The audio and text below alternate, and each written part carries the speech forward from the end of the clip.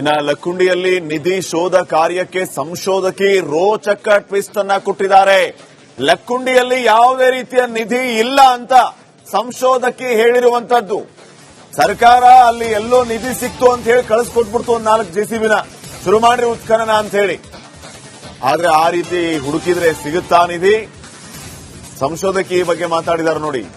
ಲಕ್ಕುಂಡಿಯಲ್ಲಿ ಯಾವ ಚಿನ್ನದ ನಿಧಿಯೂ ಇಲ್ಲ. ರಿಪಬ್ಲಿಕ್ ಕನ್ನಡಕ್ಕೆ ಸಂಶೋಧಕಿ ಹನುಮಾಕ್ಷಿ ಗೋಗಿ ಅವರು ಕೊಟ್ಟಿರುವ ಹೇಳಿಕೆ ಇದು. ಲಕ್ಕುಂಡಿ ಶಾಸನಗಳ ಅಧ್ಯಯನವನ್ನ ಮಾಡಿದ್ದಾರೆ ಈ ಹನುಮಾಕ್ಷಿ ಗೋಗಿ ಅವರು. ಲಕ್ಕುಂಡಿಯಲ್ಲಿ ಅತ್ತಿಮಬ್ಬೆ ಕಾಲದಲ್ಲಿ ದೇಗುಲ ನಿರ್ಮಾಣ ಆಗಿದ್ದು ಸತ್ಯ. ಚಾಲುಕ್ಯರ ಕಾಲದಲ್ಲಿ ಟಂಕಸಾಲೆ ಇದ್ದದ್ದು ನಿಜ. ಬೇರೆ ಕಡೆಯಿಂದ ಚಿನ್ನ ತಗೊಂಡ್ಬಂದು ಇಲ್ಲಿ ನಾಣ್ಯಗಳನ್ನ ಮಾಡ್ತಾ ಇದ್ರು. ಆದ್ರೆ ಲಕ್ಕುಂಡಿಯಲ್ಲಿ ಯಾವುದೇ ರೀತಿಯ ಚಿನ್ನದ ನಿಕ್ಷೇಪಗಳು ಇಲ್ಲ ಅಂತ ಹೇಳಿ ಹನುಮಾಕ್ಷಿ ಗೋಗಿ ಸಂಶೋಧಕಿ ಹೇಳಿದ್ದಾರೆ.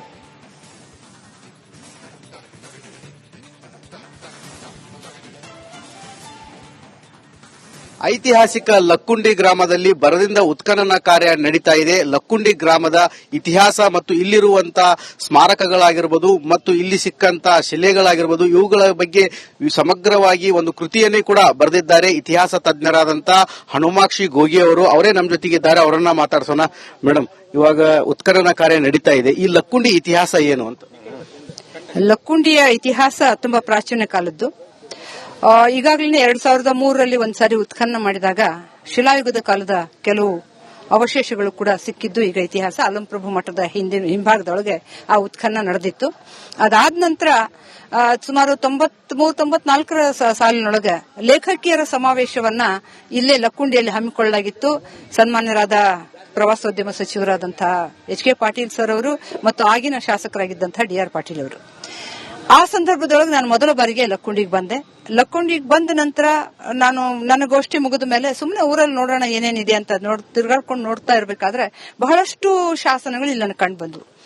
ನನಗೆ ಒಂದ್ ರೀತಿಯ ಕುತೂಹಲ ಹುಟ್ಟಿತು. ಇಷ್ಟು ದೊಡ್ಡ ದೇವಾಲಯಗಳು ಇಷ್ಟೊಂದು ಪ್ರಮಾಣದೊಳಗೆ ಇಲ್ಲಿ ಇರೋದು ಮತ್ತು ಶಾಸನಗಳ ಸಂಖ್ಯೆಯೂ ಕೂಡ ಹೆಚ್ಚಾಗಿರೋದು, ಇದನ್ನ ನೋಡಿ ನಾನೇನು ಯೋಚನೆ ಮಾಡಿದೆ, ಒಂದ್ಸಾರಿ ಹೋಗಿ ಊರಿಗೆ ಹೋದ ನಂತರ ಇದನ್ನ ಪರಿಶೀಲಿಸಬೇಕು, ಇಲ್ಲಿರೋ ಎಷ್ಟು ಶಾಸನಗಳು ಪ್ರಕಟ ಆಗಿವೆ, ಏನಾಗಿದೆ ಅನ್ನೋದನ್ನ ತಿಳ್ಕೊಳ್ಬೇಕು, ಇತಿಹಾಸ ತಿಳ್ಕೊಳ್ಬೇಕು ಅಂತ ನಾನು ಪ್ರಯತ್ನ ಮಾಡಿದಾಗ ಆಗ ನನಗೆ ಸಿಕ್ಕದ್ದು ಕೇವಲ 32 ಶಾಸನಗಳು, ಅಂದ್ರೆ ಪ್ರಕಟಿತ ಶಾಸನಗಳು.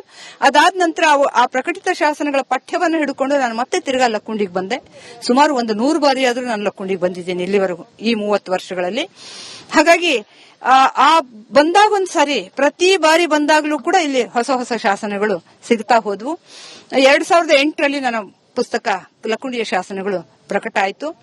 ಆ ಸಂದರ್ಭದೊಳಗೆ 110 ಶಾಸನಗಳನ್ನು ಅದರಲ್ಲಿ ತಂದೆ. ಅಂದ್ರೆ 32 ಪ್ರಕಟಿತ ಶಾಸನಗಳು, ಇನ್ನುಳಿದಂತೆ ಸುಮಾರು 78 ಹೊಸದಾಗಿ ದೊರೆತಿರ್ತಕ್ಕಂತಹ ಶಾಸನಗಳನ್ನ ಸೇರಿಸಿ ತಂದೆ. ಈ ರೀತಿ ಶಾಸನಗಳನ್ನ ಸೇರಿಸಿ ತಂದ ನಂತರ ನನಗೆ ಕಟ್ಟಿಮುನಿಯವರು, ಕಟ್ಟಿಮುನಿಯವರು ತಮಗೆಲ್ಲರಿಗೂ ಗೊತ್ತಿರೋ ವಿಷಯ, ಅವರು ಈಗ ಅಭಿವೃದ್ಧಿ ಪ್ರಾಧಿಕಾರದ ಲಕ್ಕುಂಡಿ ಅಭಿವೃದ್ಧಿ ಪ್ರಾಧಿಕಾರದ ಸದಸ್ಯರು ಹೌದು. ಅವರು ಇಲ್ಲಿ ಏನಾದ್ರೂ ಒಂದು ಸಣ್ಣ ತುಕುಡಿ ಸಿಕ್ಕರು ಸಹಿತ ನನಗೆ ಫೋನ್ ಮಾಡೋರು, ಮೇಡಮ್ ಹೊಸ ಶಾಸನ ಸಿಕ್ಕಿದೆ ಬರ್ರಿ ನೋಡ್ರಿ ಅಂತ ಹೇಳಿ. ಇಲ್ಲಿ ಯಾವ ರಾಜರು ಆಳ್ವಿಕೆ ಮಾಡುವಂತ ಸಮಯದಲ್ಲಿ ಎಷ್ಟು ಬಾರಿ ಇಲ್ಲಿ ಅಟ್ಯಾಕ್ ಆಯಿತು? ಯಾಕಂದ್ರೆ ಇಲ್ಲಿ ಇರುವಂತಹ ಪುರಾತನ ದೇವಸ್ಥಾನಗಳು ನಾಶ ಆಗಿದಾವೆ.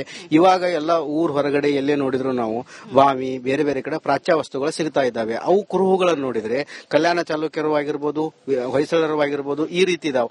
ಅವೆಲ್ಲ ಇಲ್ಲಿ ಹೇಗ್ ಬಂದು ಅಂತ? ಇಲ್ಲಿ ಮೂಲತಃ ಎಲ್ಲ ದೇವಾಲಯಗಳು ಸರಿಸುಮಾರಾಗಿ 11-12ನೇ ಶತಮಾನದಲ್ಲಿ ಕಟ್ಟಿಸಿದಂತಹ ದೇವಾಲಯಗಳೇ ಇವೆ.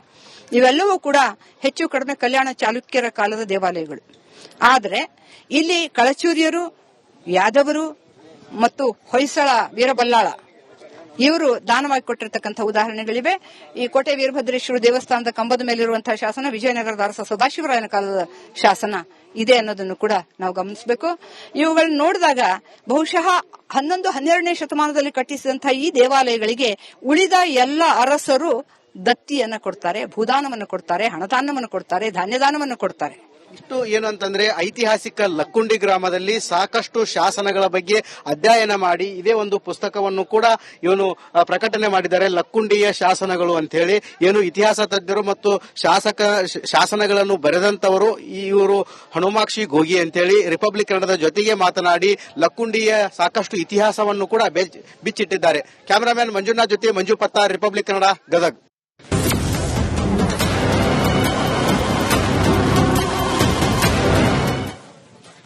ಇನ್ನು ಲಕ್ಕುಂಡಿಯಲ್ಲಿ ನಿಧಿ ಶೋಧ ಕಾರ್ಯಕ್ಕೆ ಸಂಶೋಧಕಿ ರೋಚಕ ಟ್ವಿಸ್ಟ್ ಅನ್ನ ಕೊಟ್ಟಿದ್ದಾರೆ. ಲಕ್ಕುಂಡಿಯಲ್ಲಿ ಯಾವುದೇ ರೀತಿಯ ನಿಧಿ ಇಲ್ಲ ಅಂತ ಸಂಶೋಧಕಿ ಹೇಳಿರುವಂತದ್ದು. ಸರ್ಕಾರ ಅಲ್ಲಿ ಎಲ್ಲೋ ನಿಧಿ ಸಿಕ್ತು ಅಂತ ಹೇಳಿ ಕಳಿಸ್ಕೊಟ್ಬಿಡ್ತು ಒಂದು 4 ಜೆಸಿಬಿನ ಶುರು ಮಾಡ್ರಿ ಉತ್ಖನನ ಅಂತ ಹೇಳಿ. ಆದ್ರೆ ಆ ರೀತಿ ಹುಡುಕಿದ್ರೆ ಸಿಗುತ್ತಾ ನಿಧಿ? ಸಂಶೋಧಕಿ ಈ ಬಗ್ಗೆ ಮಾತಾಡಿದ್ದಾರೆ ನೋಡಿ. ಲಕ್ಕುಂಡಿಯಲ್ಲಿ ಯಾವ ಚಿನ್ನದ ನಿಧಿಯೂ ಇಲ್ಲ. ರಿಪಬ್ಲಿಕ್ ಕನ್ನಡಕ್ಕೆ ಸಂಶೋಧಕಿ ಹನುಮಾಕ್ಷಿ ಗೋಗಿ ಅವರು ಕೊಟ್ಟಿರುವ ಹೇಳಿಕೆ ಇದು. ಲಕ್ಕುಂಡಿ ಶಾಸನಗಳ ಅಧ್ಯಯನವನ್ನ ಮಾಡಿದ್ದಾರೆ ಈ ಹನುಮಾಕ್ಷಿ ಗೋಗಿ ಅವರು. ಲಕ್ಕುಂಡಿಯಲ್ಲಿ ಅತ್ತಿಮಬ್ಬೆ ಕಾಲದಲ್ಲಿ ದೇಗುಲ ನಿರ್ಮಾಣ ಆಗಿದ್ದು ಸತ್ಯ. ಚಾಲುಕ್ಯರ ಕಾಲದಲ್ಲಿ ಟಂಕಸಾಲೆ ಇದ್ದದ್ದು ನಿಜ. ಬೇರೆ ಕಡೆಯಿಂದ ಚಿನ್ನ ತಗೊಂಡ್ಬಂದು ಇಲ್ಲಿ ನಾಣ್ಯಗಳನ್ನ ಮಾಡ್ತಾ ಇದ್ರು. ಆದ್ರೆ ಲಕ್ಕುಂಡಿಯಲ್ಲಿ ಯಾವುದೇ ರೀತಿಯ ಚಿನ್ನದ ನಿಕ್ಷೇಪಗಳು ಇಲ್ಲ ಅಂತ ಹೇಳಿ ಹನುಮಾಕ್ಷಿ ಗೋಗಿ ಸಂಶೋಧಕಿ ಹೇಳಿದ್ದಾರೆ.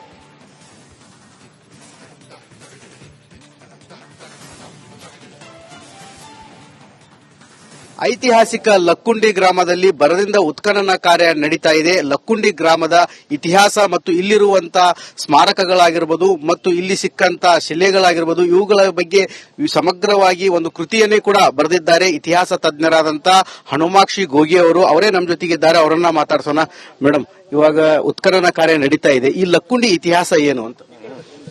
ಲಕ್ಕುಂಡಿಯ ಇತಿಹಾಸ ತುಂಬಾ ಪ್ರಾಚೀನ ಕಾಲದ್ದು. ಈಗಾಗಲೇ 2003ರಲ್ಲಿ ಒಂದ್ಸಾರಿ ಉತ್ಖನನ ಮಾಡಿದಾಗ ಶಿಲಾಯುಗದ ಕಾಲದ ಕೆಲವು ಅವಶೇಷಗಳು ಕೂಡ ಸಿಕ್ಕಿದ್ದು ಈಗ ಇತಿಹಾಸ. ಅಲಂಪ್ರಭು ಮಠದ ಹಿಂಭಾಗದೊಳಗೆ ಆ ಉತ್ಖನನ ನಡೆದಿತ್ತು. ಅದಾದ ನಂತರ ಸುಮಾರು 93-94ರ ಸಾಲಿನೊಳಗೆ ಲೇಖಕಿಯರ ಸಮಾವೇಶವನ್ನ ಇಲ್ಲೇ ಲಕ್ಕುಂಡಿಯಲ್ಲಿ ಹಮ್ಮಿಕೊಳ್ಳಲಾಗಿತ್ತು. ಸನ್ಮಾನ್ಯರಾದ ಪ್ರವಾಸೋದ್ಯಮ ಸಚಿವರಾದಂತಹ HK ಪಾಟೀಲ್ ಸರ್ ಅವರು ಮತ್ತು ಆಗಿನ ಶಾಸಕರಾಗಿದ್ದಂತಹ DR ಪಾಟೀಲ್ ಅವರು. ಆ ಸಂದರ್ಭದೊಳಗೆ ನಾನು ಮೊದಲ ಬಾರಿಗೆ ಲಕ್ಕುಂಡಿಗೆ ಬಂದೆ. ಲಕ್ಕುಂಡಿಗೆ ಬಂದ ನಂತರ ನಾನು ನನ್ನ ಗೋಷ್ಠಿ ಮುಗಿದ ಮೇಲೆ ಸುಮ್ಮನೆ ಊರಲ್ಲಿ ನೋಡೋಣ ಏನೇನಿದೆ ಅಂತ ತಿರುಗಾಡ್ಕೊಂಡು ನೋಡ್ತಾ ಇರಬೇಕಾದ್ರೆ ಬಹಳಷ್ಟು ಶಾಸನಗಳು ಇಲ್ಲಿ ನನಗೆ ಕಂಡು ಬಂದ್ವು. ನನಗೆ ಒಂದ್ ರೀತಿಯ ಕುತೂಹಲ ಹುಟ್ಟಿತು. ಇಷ್ಟು ದೊಡ್ಡ ದೇವಾಲಯಗಳು ಇಷ್ಟೊಂದು ಪ್ರಮಾಣದೊಳಗೆ ಇಲ್ಲಿ ಇರೋದು ಮತ್ತು ಶಾಸನಗಳ ಸಂಖ್ಯೆಯೂ ಕೂಡ ಹೆಚ್ಚಾಗಿರೋದು, ಇದನ್ನ ನೋಡಿ ನಾನೇನು ಯೋಚನೆ ಮಾಡಿದೆ, ಒಂದ್ಸಾರಿ ಹೋಗಿ ಊರಿಗೆ ಹೋದ ನಂತರ ಇದನ್ನ ಪರಿಶೀಲಿಸಬೇಕು, ಇಲ್ಲಿರೋ ಎಷ್ಟು ಶಾಸನಗಳು ಪ್ರಕಟ ಆಗಿವೆ, ಏನಾಗಿದೆ ಅನ್ನೋದನ್ನ ತಿಳ್ಕೊಳ್ಬೇಕು, ಇತಿಹಾಸ ತಿಳ್ಕೊಳ್ಬೇಕು ಅಂತ ನಾನು ಪ್ರಯತ್ನ ಮಾಡಿದಾಗ ಆಗ ನನಗೆ ಸಿಕ್ಕದ್ದು ಕೇವಲ 32 ಶಾಸನಗಳು, ಅಂದ್ರೆ ಪ್ರಕಟಿತ ಶಾಸನಗಳು. ಅದಾದ ನಂತರ ಆ ಪ್ರಕಟಿತ ಶಾಸನಗಳ ಪಠ್ಯವನ್ನು ಹಿಡ್ಕೊಂಡು ನಾನು ಮತ್ತೆ ತಿರ್ಗಾ ಲಕ್ಕುಂಡಿಗೆ ಬಂದೆ. ಸುಮಾರು 100 ಬಾರಿ ಆದ್ರೂ ನಾನು ಲಕ್ಕುಂಡಿಗೆ ಬಂದಿದ್ದೇನೆ ಇಲ್ಲಿವರೆಗೂ ಈ 30 ವರ್ಷಗಳಲ್ಲಿ. ಹಾಗಾಗಿ ಆ ಬಂದಾಗ ಒಂದ್ಸಾರಿ ಪ್ರತಿ ಬಾರಿ ಬಂದಾಗ್ಲೂ ಕೂಡ ಇಲ್ಲಿ ಹೊಸ ಹೊಸ ಶಾಸನಗಳು ಸಿಗ್ತಾ ಹೋದ್ವು. 2008ರಲ್ಲಿ ನನ್ನ ಪುಸ್ತಕ ಲಕ್ಕುಂಡಿಯ ಶಾಸನಗಳು ಪ್ರಕಟ ಆಯಿತು.